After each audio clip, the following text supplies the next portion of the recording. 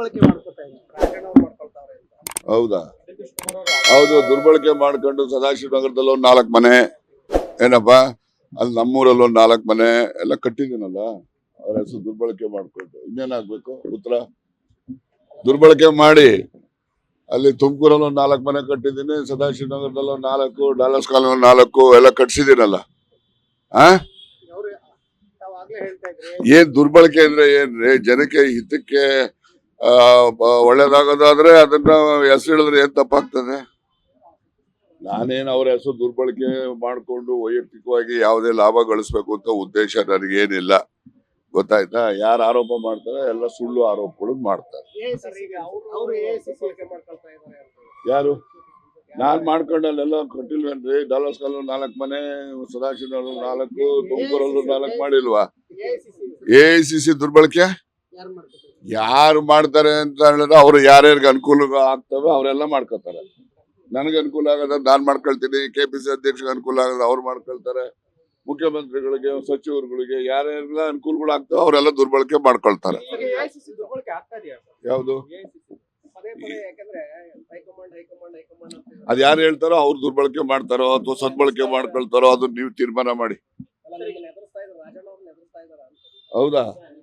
ಇರ್ಬೋದು, ನಾವ್ ಯಾವಾಗಲೂ ಎದುರೋನಲ್ಲ, ನಾವ್ ಎಲ್ರಿಗೂ ಎದುರೋರು. ಅದರಿಂದ ಎದುರಿಸ್ತಾರೆ.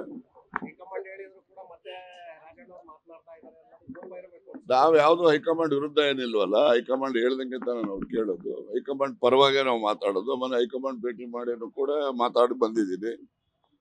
ಈಗ ಲೋಕಸಭೆ ಚುನಾವಣೆ KPCC ಅಧ್ಯಕ್ಷರ ಬದಲಾವಣೆ ಅಂತ ಇತ್ತು, ಅದಂತ ಸೂಕ್ತ ಕಾಲದಲ್ಲಿ ಸೂಕ್ತ ನಿರ್ಣಯ ಮಾಡ್ತೀವಿ ಅಂತ ನಮ್ಮ ಅಧ್ಯಕ್ಷ ಹೇಳಿದ್ದಾರೆ, ನಾವು ಅದ್ರ ಪ್ರಕಾರ ಇದ್ದೀವಿ.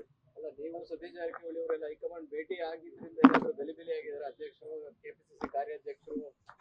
ಅದು ನನಗೆ ಗೊತ್ತಿಲ್ಲ, ನಾನು ಅವ್ರು ಭೇಟಿ ಆಗಿಲ್ಲ. ಭೇಟಿ ಆಗಿದ್ರೆ ಏನಾದ್ರು ಹೇಳ್ತಿದ್ರೇನೋ, ಭೇಟಿ ಆಗಿಲ್ಲ. ಸರ್, ಈಗ ಸಮಾವೇಶದ್ದು ಸಮಾವೇಶ ಮಾಡ್ತೇವೆ, ದಲಿತರ ಸಮಾವೇಶ ಅಂತಲ್ಲ, ಶೋಷಿತರ ಸಮಾವೇಶ ಅಂತ ಮಾಡ್ತೀವಿ.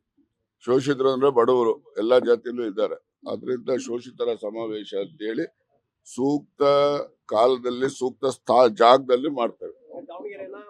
ಅದೇ ಹೇಳದಲ್ಲ, ಸೂಕ್ತ ಸಮಯದಲ್ಲಿ ಸೂಕ್ತ ಜಾಗದಲ್ಲಿ ಮಾಡ್ತೇವೆ. ಶೋಷಿತರು ನಾವ್ ಯಾವಾಗ್ಲೂ ಕೂಡ ಬಡವ್ರ ಪರವಾಗಿರೋದು ಕಾಂಗ್ರೆಸ್ ಪಕ್ಷ, ಅದಕ್ಕೆ ಬಡವರು ಪಕ್ಷದಲ್ಲಿ ಸಮಾವೇಶ ಮಾಡ್ತೀವಿ, ಅದಕ್ಕೆ ಶೋಷಿತರ ಸಮಾವೇಶ ಅಂತ ಮಾಡ್ತೇವೆ.